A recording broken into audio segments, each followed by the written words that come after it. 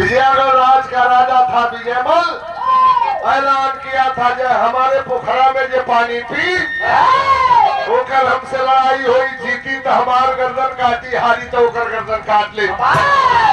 चलवा के बड़ी जोर से प्यास लगल बा, वही पोखरा में जाके पानी पिए लगल।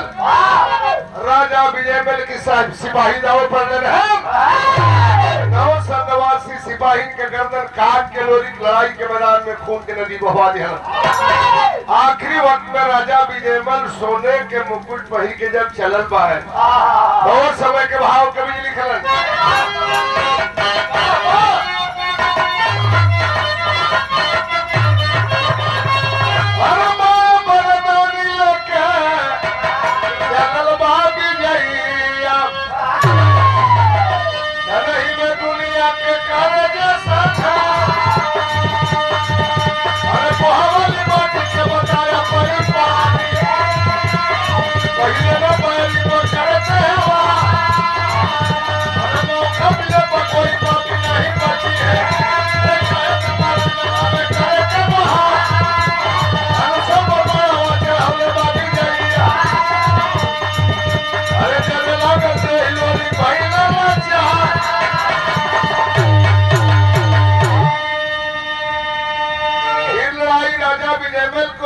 शुरू हो गए, लड़ाई लड़े लगलन दोनों बहादुर।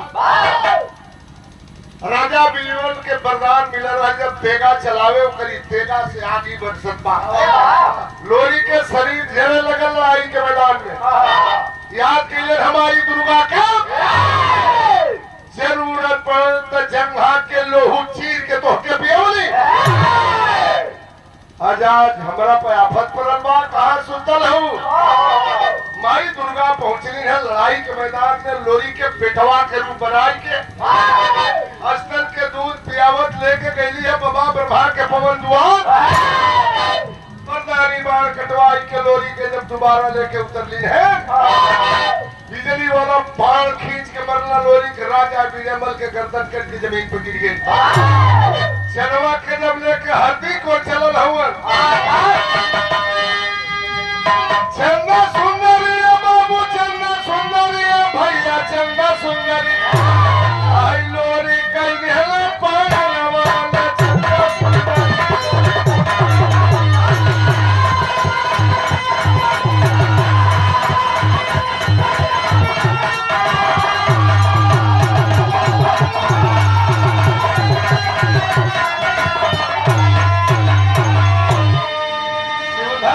लोरी के संग चंदा परिवार